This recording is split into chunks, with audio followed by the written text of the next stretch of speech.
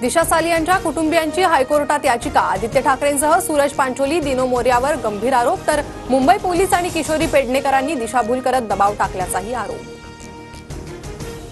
औरंगजेबाच्या कबरीचं प्रकरण त्यांच्यावरच उलटल्यानं दिशा सालियान प्रकरण शिजवलं। दिशा सालियांच्या वडिलांवर आता दबाव असल्याचं वाटतंय, संजय राऊतांचा आरोप। आदित्य ठाकरेंनी तात्काळ आमदारकीचा राजीनामा द्यावा आणि चौकशीला सामोरं जावं। दिशा सालियान मृत्यू प्रकरणी नितेश राणेंचा हल्लाबोल। उद्धव ठाकरेंनी मुलाला वाचवण्यासाठी सीसीटीव्ही गायब केल्याचा दावा। दिशाची सामूहिक बलात्कार करून हत्या, तपास समीर वानखेडेंसारख्या प्रामाणिक अधिकाऱ्याच्या देखरेखीखाली द्यावा, कुटुंबियांची हायकोर्टात मागणी। नाशिकमध्ये थरार, 2 सख्ख्या भावांच्या अंगणातच निर्घृण खून, मृतांपैकी एक राष्ट्रवादी अजित पवार गटाचा पदाधिकारी।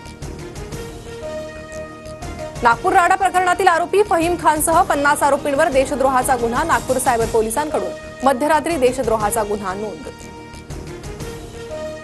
नागपूर हिंसाचारातील निम्मे आरोपी मध्य नागपूरचे रहिवासी नाहीत। एफआयआर मधील 51 पैकी 24 आरोपी बाहेरचे।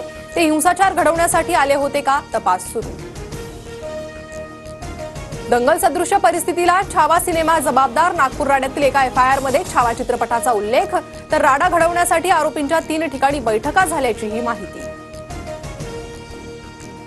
नागपूर हिंसाचारातील फहीम खानचं मालेगाव कनेक्शन। 5 महिन्यांपूर्वी फहीम खान मालेगावात असल्याची माहिती, फोटो सोशल मीडियावर व्हायरल। नागपुरातील 11 भागात आज चौथ्या दिवशीही संचारबंदी कायम। राड्याच्या पार्श्वभूमीवर प्रशासनाची खबरदारी। संचारबंदीच्या परिसरातील बाजारपेठा आणि 170हून अधिक शाळाही बंद। औरंगजेबाच्या कबरीच्या सुरक्षेसाठी लोखंडी पत्र ठोकली। कबरीपर्यंत कोणीही पोहोचू नये म्हणून पुरातत्व विभागाकडून खबरदारी। कबर परिसरात पोलिसांचा बंदोबस्त।